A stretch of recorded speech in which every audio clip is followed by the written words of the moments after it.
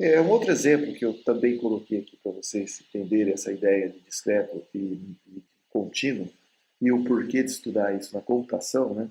Representação gráfica. Observe que no computador, quando você faz um gráfico na tela do computador, você vai ver algo como está aqui na linha de baixo. Se você se aproximar bastante da tela, você vai ver que essa linha aqui vai estar bem grossa quando você estiver observando ela próximo do computador, ela é formada por um monte de pontinhos. Esses pontinhos são chamados de pixel. Se eu fizesse aqui eu acabei exagerando um pouco na escala, mas só para dar a ideia, né? Se eu aproximasse bastante de pixel a pixel, seria possível notar que há uma distância de um pixel para outro que não é contínua. Eu não tenho um pixel, por exemplo, aqui no meio. Suponha que aqui eu já fiz uma ampliação, então, na escala de pixel por pixel. Pixel é um pontinho, é a menor unidade gráfica que pode aparecer, só voltando um pouquinho aqui na tela do computador. Então, se o teu computador está numa resolução, por exemplo, de 1.200 linhas por 1.680 colunas, essa é a quantidade máxima de pixels. Você não vai conseguir ter um pixel entre outro na menor das escalas, correto? Então, esse é o caso aqui. Ó. Eu não tenho um pixel desse ponto para esse ponto. Portanto, há um salto. Ele não é contínuo, ele não é infinito. Eu não tenho um conjunto infinito de pontos infinitamente próximos, infinitamente colados uns aos outros, de modo a gerar uma linha, né, contínua. Ela é discreta. Novamente, tá? É claro que se você falar assim, Júnior, mas aqui embaixo também foi feito pelo computador e eu estou enxergando ela contínua, você está enxergando porque a quantidade de pontos é muito grande para desenhar a linha. Os pontos estão uns próximos dos outros, muito próximos. Então, para a distância aí de 30, 40, 50 centímetros que você está observando, o olho humano não consegue perceber essa distância, tá? E sugere para o nosso cérebro essa ideia do contínuo, mas não é contínuo, ok? Talvez se a gente pegasse uma corda, uma linha, né, um cabo de aço, e um aluno segurasse numa ponta da sala e ou na outra, isso daria uma ideia mais clara do que é o contínuo, porque aí o cabo não está quebrado, né? Se eu puxar, eu trago o aluno para frente e vice-versa.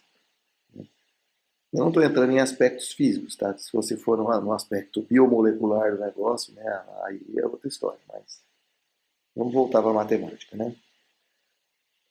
Outra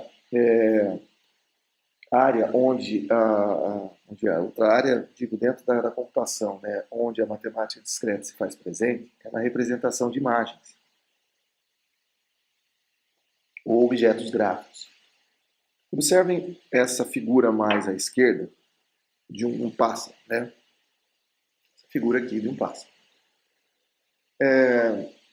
Da mesma forma que o gráfico, tá? A distância que você está da tela do computador observando essa figura, você consegue perceber com um bom grau de nitidez que é um pássaro. Ele tem uma pena aqui mais, as asas, né, mais escuras, o peito mais branquinho, está perto de uma pedra, em cima de outra, tem uma sombra dele, enfim, você consegue perceber a cena.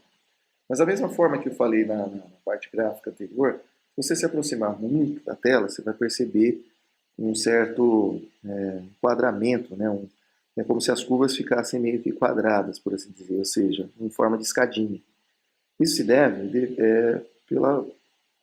por essa questão da representação discreta, porque entre um ponto e o outro você não tem infinitos pontos, então acaba virando, né, uma série de quadradinhos. Para entender melhor, eu fiz até um zoom aqui, eu peguei essa região do olho do pássaro e amplifiquei ele numa escala de pixel, e aí, mesmo você estando aí até um metro mais ou menos da tela do computador, você vai conseguir perceber os quadradinhos, né, que formam esse detalhamento aqui.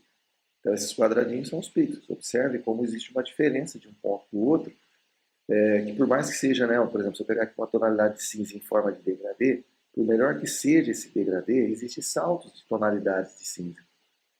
Eu peguei a representação numérica de cada quadradinho desse nesse arranjo aqui. Então, por exemplo, esse pixel onde está localizado aqui, ó, corresponde ao número 88, né, em escala de cinza. Observe que de um ponto para o outro, ele pula de 88 para 51, 88 para 85. Mesmo os tons estando próximos, ele teve um salto.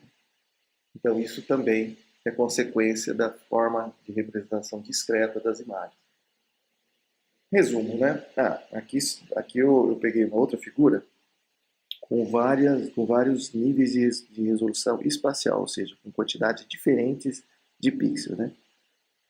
Porque na imagem anterior, quando eu peguei o detalhamento desse olho para cá, o que aconteceu é que um conjunto bem menor de pixels, que amplificado na tela gerou toda essa baixa resolução, né?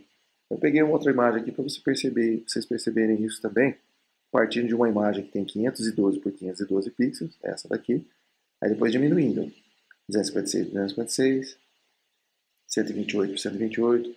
Observe que de 128 por 128 ela já perde bastante a qualidade.